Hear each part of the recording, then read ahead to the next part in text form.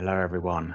My name's Matthew Deeprose from the University of Southampton, and today I'm going to be talking about the importance of considering contrast when we use colour, and I'm going to share the approach that I've developed for checking that when we use our brand palette, our institutional brand palette, that our colour choices are accessible. And I'll be inviting you to benefit from this method if you wish. And at the end of this slide deck, I've added lots of further tips and techniques that I've been using over the past year that you might find of use as well. Now, in our current era of increased online delivery, ensuring equitable access to online services and materials is more important than ever. And colour contrast plays an important part of that. In a survey of the top 1 million web pages, 86% were found to have low contrast text, and 44%, almost half of the files uploaded to an LMS or VLE like Blackboard or Moodle, Canvas, have at least one contrast issue. And why that's important, I believe, is explained very well by this quotation from Joe Banks, who is the tech lead at 23andMe. He says that he tends to skip over text that has low contrast because it's too much of a strain to read it. Now, talking of too much of a strain, maybe these examples are too much of a strain for you to read. These are examples of insufficient colour contrast, whereas here, with a subtle change, we now have sufficient contrast. And using this approach is important not only for those who have a visual impairment, but also where so many of us have been working from home and studying at home.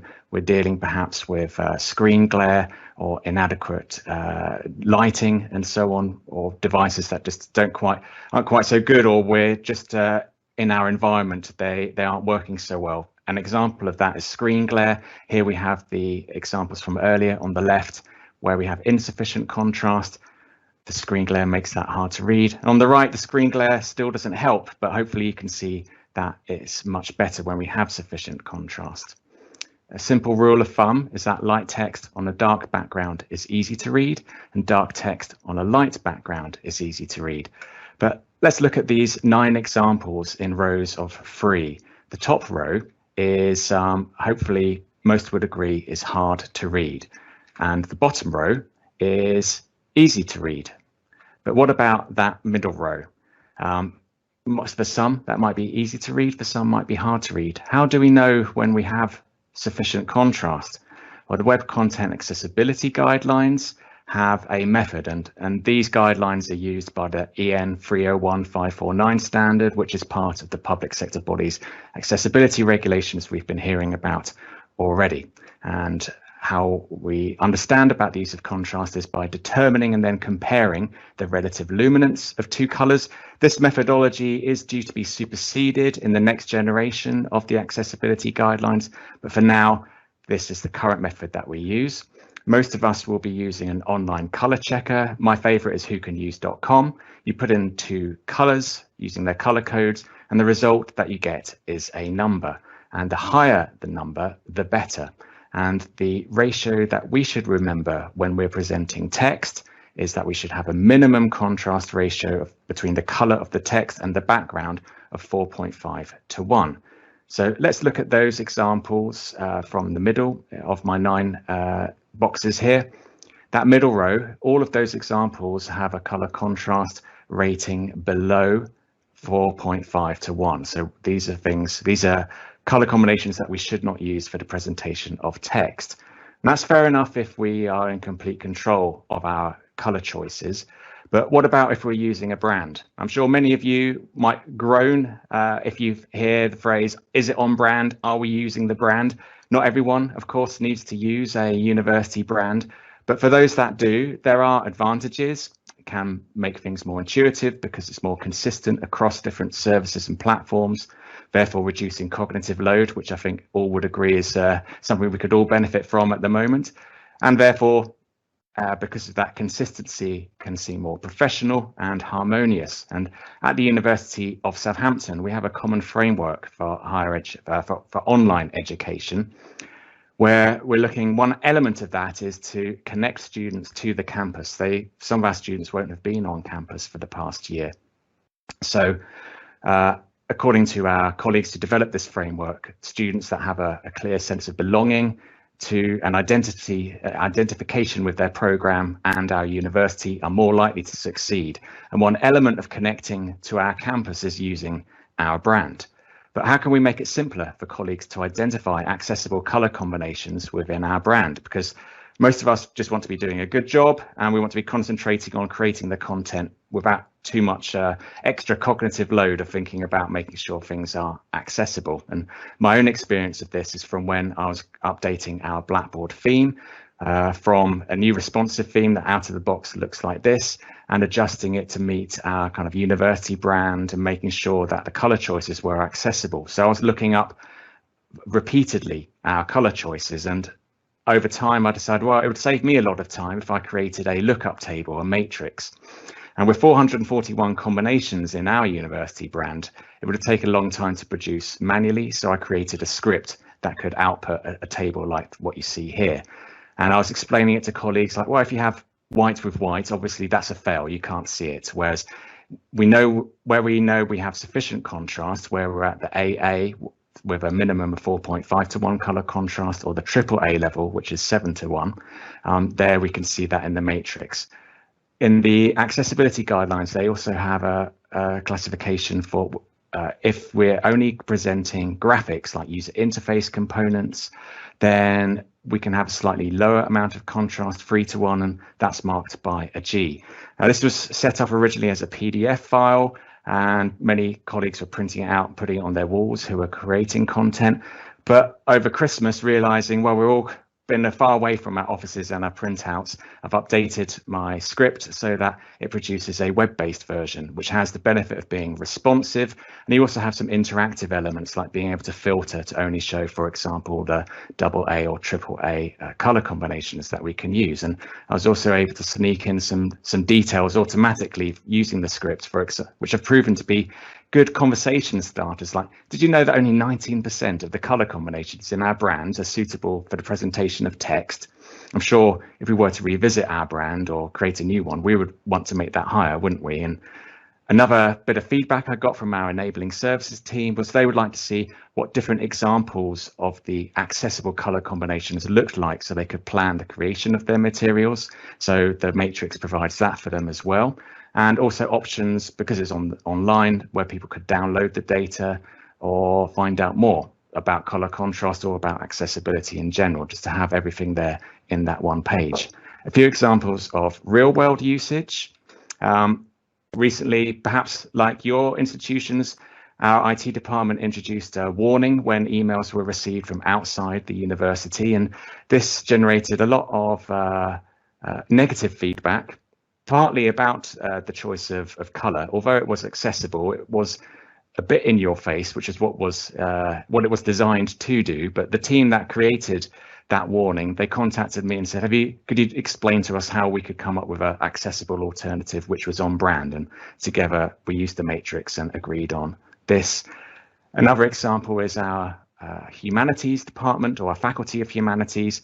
They wanted to have a new course template, and they wanted a consistent course color scheme for every course within each school within the faculty. So all archaeology courses would look a certain way, all English courses and so on. And you can see those examples there. And we used the matrix, showed them the matrix and showed them how to use it so they could come up with choices that suited their purposes, that they liked, but which of course were accessible. And I'm pleased to say that all but one of those were at a AAA level, and only one of them was at the AA level.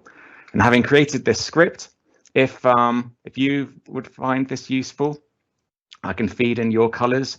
Just send me the details, and I've put the links into the chat here, so you don't need to write anything down. You can look at my page where I set out the kind of information that I would need, and within a week I should get that back to you. So what I've covered today is the importance of considering contrast when we use color, and I've shared my approach and invited you to benefit from it. And I do have some extra materials at the end of this deck that I can go through, if depending on how many questions there are, or you can have a look at them yourselves, or they could be used as part of a future session.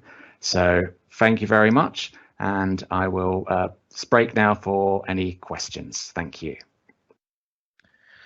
Thank you, Matthew. That was a great presentation. Thank you. Yeah, really interesting, and thank you so much for sharing the links as well, so allowing other people to kind of benefit from this as well, from your hard work. That's very kind. Do we have any questions in the Q&A, Nick? Yes, we've got quite a few questions. One of them from Anonymous says, from a previous presentation, which I think was Ben's presentation, it would appear that for accessibility, we should only use a light cream/peach background in order to be accessible to all. Am I mistaken? I like dark backgrounds, but not sure that's accessible to all visually disabled people. That is a fantastic question, Anonymous, and it's something that we've been talking about a lot as well. And I agree that in general, the background color that's most often used and thought of as accessible is a cream background with dark text. But just to give you some examples, like if you have photophobia, then the more bright light, the more white there is, the worse it is for you. Whereas if you have astigmatism, which is an eye condition, then when you have a black background with white text, you can get a halo effect. So there will be different combinations that work better for different people. The Web Content Accessibility guidelines don't actually have anything about this in particular. I've got several kind of answers from my point of view. One is that we should avoid a pure white with pure black text or pure black with pure white text. So in my slides, I've got a black which has quite a lot of dark blue within it, and I'm using grey, light grey text. And likewise, if I wanted to have a kind of a lighter background, I might go for something with a bit of cream or vanilla and with a black text that just had a hint of grey but wasn't like pure black, because those, when you go to the extremes, that can have quite a negative impact on people. Also, the other option is to have a choice. Now, what I really like about Blackboard Ally is that it can produce, we haven't actually launched this at our university yet, but we will be doing so this year, is you can have alternate versions like an EPUB or a web version. And the great thing, if you use a web version, then you can then use, say, the accessibility toolbar or a plugin to change like the background color or the text color to really suit. So it's kind of concluding, we definitely need to be using accessible color choices, and we should be aware of some of those extremes, like not using white with black is obviously the greatest contrast. I think it's like 21:1. But we could, but being aware that that can be too dazzling for people, and going to those extremes, and also having perhaps a choice if that's available. And as long as you're accessible, then perhaps customizing to your audience at that time, and then revisiting that, say, as your cohorts change and so on. So that's how I see it. But it's also, I think it's something that people could talk about for a very long time. So I'm very interested to hear how any of the other presenters would answer that question. That's great, thank you. And you actually answered a few questions that came in, which is sort of about using the black text on white backgrounds and high contrast, things like that. So that's really great, thanks. Is there any time for another question, Phil, or are we? I think we've got time for a quick one, if there is. If okay. There are any. Yeah, that's fine. Susie asked whether you'd be willing to share your code for the matrix that you've done.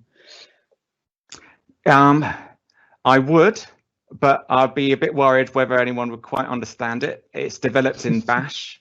So usually if I were to start this from scratch, I'd probably be generating entirely in JavaScript. But because I originally created the matrix using Linux command line, and I've got lots of like cat, awk, grep, sed, these kinds of things. And then once you start manipulating HTML, there's lines and lines that I have to, luckily I've commented it, so it makes sense to me. But if there were a developer who is very familiar with Bash, but who would be interested in adjusting this, or perhaps they look at it and say, no, we need to start from scratch. But I'm very happy to work with anyone who would be interested.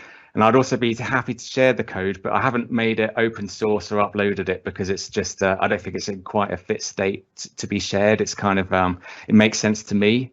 but I would probably want to really tidy it up if I were to share it more publicly. Okay, cool. Well, there you go, Susie. If you want to get in touch with Matthew, then maybe you can work on something together. Thank you. Thank you very much, Matthew. That's great. Thank you.